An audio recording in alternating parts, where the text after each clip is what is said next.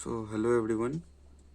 In this part of the video of the humerus, I will be telling you about the ossification and some clinical anatomy related with the humerus. Besides, I will cover some points which I didn't mention in the first part of the video. Okay, so those who have not watched the first part of humerus, please go and watch it. Then this video will be useful. Okay, now let's discuss about the ossification of the humerus. Okay, so the humerus ossifies from one primary center and seven secondary centers. Alright, now the primary center appears in the middle of the diaphysis. Okay, the primary center will appear in the middle of the diaphysis, somewhere around here. Okay, and it will appear during the 8th week of development. Okay, it will appear during the 8th week of development. Now going to the upper end, the upper end of the humerus ossifies from three secondary centers. Okay, the upper end of the humerus ossifies from three secondary centers, one for the head, which appears in the first year, one for the greater tubercle, which appears in the second year, and one for the lesser tubercle, which appears in the fifth year. Now the three centers, one for the head, one for the greater tubercle, and one for the lesser tubercle, these three centers will fuse together during the sixth year to form one compound epiphysis. Okay, these three centers will ossify during the sixth year to form one compound epiphysis, which fuses with the rest of the shaft. Okay, which will fuse with the rest of the shaft during the 28th year. Okay, so this you must remember. Now the epiphyseal line encircles the bone at the level of the lowest margin of the head. So this is the head. Now the epiphyseal line will encircle, okay, the bone at the level of the lowest margin of the head. Now this is the growing end of the bone. Remember the nutrient foramen, which was in the anteromedial surface. I think you remember, I told you about it in the first part of the video.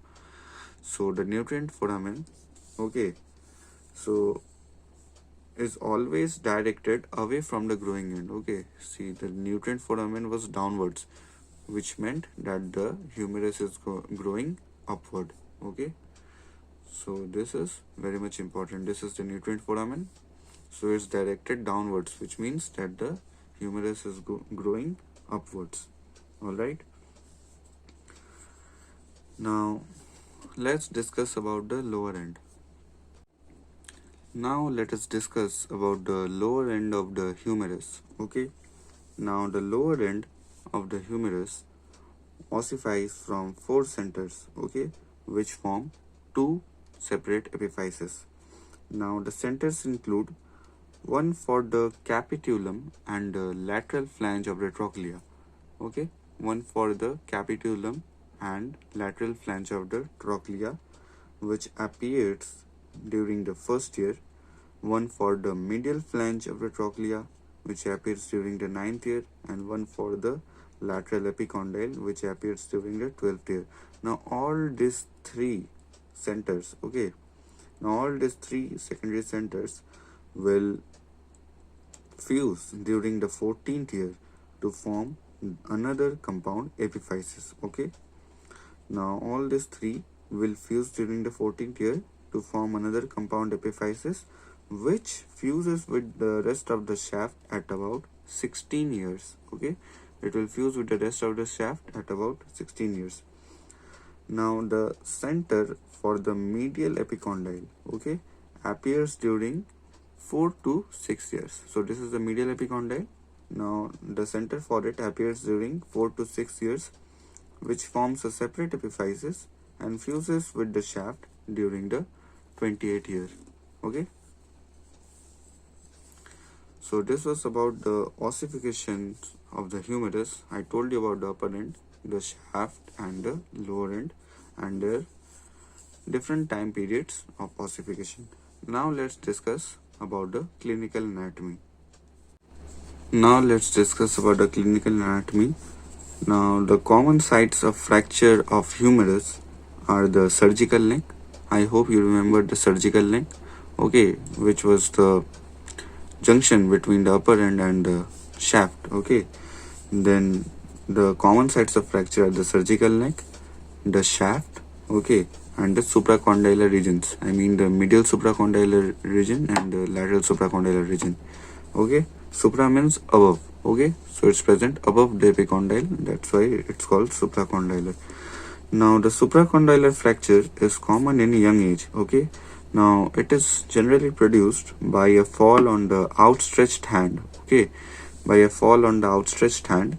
Now the lower fragment is mostly displaced backward so that the elbow is unduly prominent. Okay, it makes the shoulder, I mean the elbow, unduly prominent, as in dislocation of the elbow joint.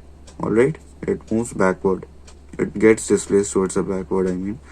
Now this fracture may cause injury to the median nerve, okay, which passes through it. Now it may cause injury to the median nerve. It may also lead to Volkmann's ischemic contracture caused by the occlusion of the brachial artery. Okay, now there is a brachial artery which is in relation to the, I mean, with the humerus and the ulna, then it goes to the ulna. So the artery may get occluded, alright, during the Volkmann's ischemic contracture.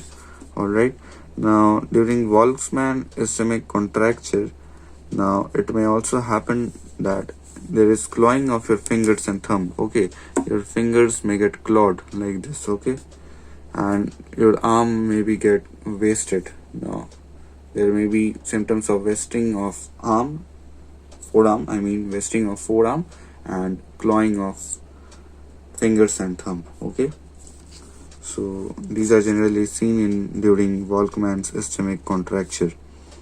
All right, now I wanted to highlight one important, I mean anatomical posture, okay, at the elbow joint. See, suppose this is our elbow looking at the posterior view. Okay, this is the back of the elbow, and see, this is the forearm. Here it goes.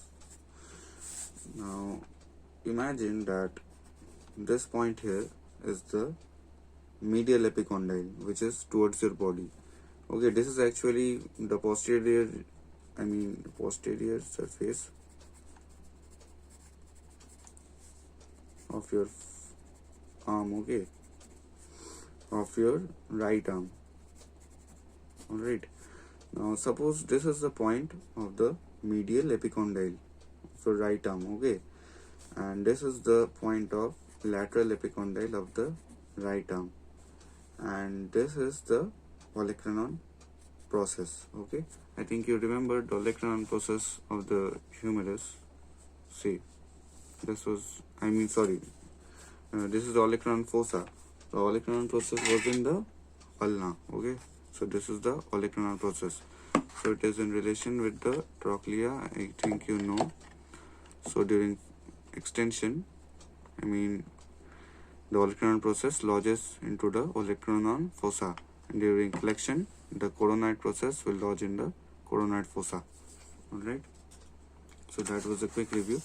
Now I think from this diagram, I think I can make you clear that this arm is flexed at the elbow joint. Okay, the arm is flexed at the elbow joint. See, this is the upper, I mean the forearm, and this is the arm. So you are just, I mean flexing your arm like this. Alright, so you are flexing your arm. So during flexing your arm, okay, see these 3 points. See, I told you that this was the medial epicondyle, this is the lateral epicondyle, and this is the olecranon process of ulna. Okay, now during flexion what happens is these 3 points, see, they form an equilateral triangle. Okay, they form an equilateral triangle, during flexion. Okay, these 3 points. Now during extension, what happens is, suppose your hand is, your arm is again extended. See, this is suppose how it's gonna look when your arm is extended generally.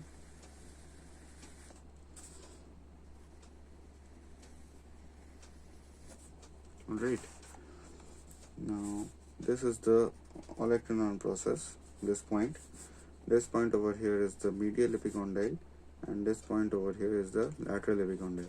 So if I draw an imaginary line, see, they are all lying in the straight line.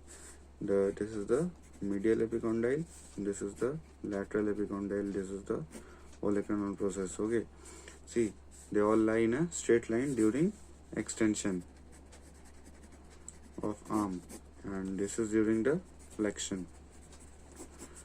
So I hope this much is clear about the flexed elbow and the extended elbow. Now I wanted to tell you something about the junction between the upper 1/3 and the lower 2/3 of the humerus. Now this junction has very little blood supply. Now if there is a fracture at this site, okay, the junction between the upper 1/3 and the lower 2/3 of the humerus, now if there is a fracture at this site, what happens is it takes a lot of time for the bone to get regenerated over that region. Okay, for the union of the bones. Now it may result in non-union also, delayed union. Okay, so that was one point. Now during this location, it is generally seen that the head of the humerus, when it articulates with the glenoid cavity, if there is dislocation, the head of the humerus generally dislocates inferiorly like this. Okay, it generally dislocates inferiorly. It goes like subglenoid, in the subglenoid region. Okay, because it's below the glenoid cavity.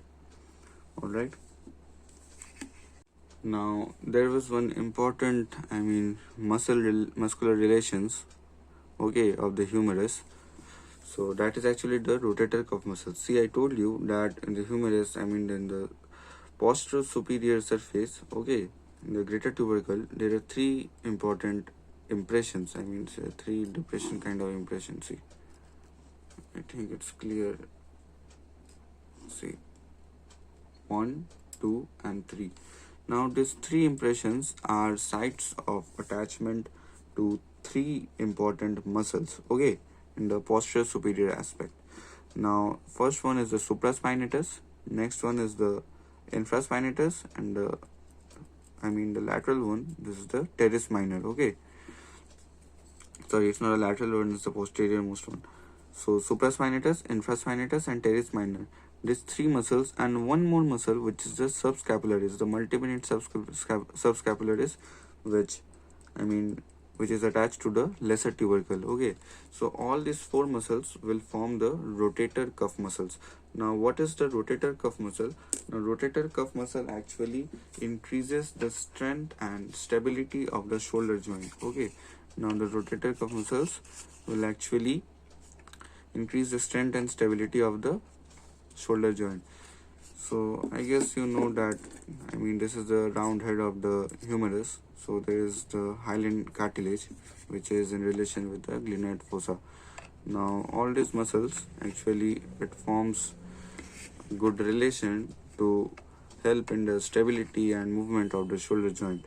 Okay, now in the first part of the video, I told you that there is an angle between the upper end of the humerus, the long axis of the upper end of the humerus with the long axis of the lower flattened end of the humerus. Okay, so this is, I'm going to discuss about it through this diagram. Okay, about this thing. So see this orange color outline. Okay, see, this is the upper end. Okay, see, this is the lesser tubercle, this is the greater tubercle.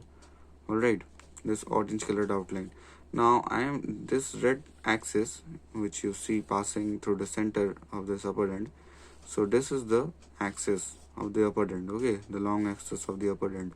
Now similarly, I have drawn a blue line, okay, which is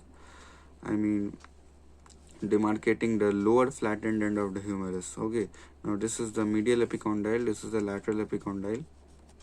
Okay, now similarly I have also drawn a longitudinal line, a longitudinal line which is marking the long axis of the lower end. Okay, now see, there is an angle between the long axis, this black color line with this red color line. This angle is called the angle of retroversion or the articular axis. The angle of retroversion, okay, between the articular axis of the head and the articular axis of the lower end. Okay, the axis through distal end. So this is the angle of retroversion. Now similarly, if I draw a perpendicular on this this axis through distal end, the interepicondyle line. Now this perpendicular plane through this interepicondyle line and the angle between the articular axis of the head and this perpendicular plane to the axis of distal end. Now they are making an angle which is known as the angle of humeral torsion. Okay, so this is the angle of humeral torsion and this is the angle of retroversion. Okay, so this is one important anatomical relation of the humerus between the upper and lower end.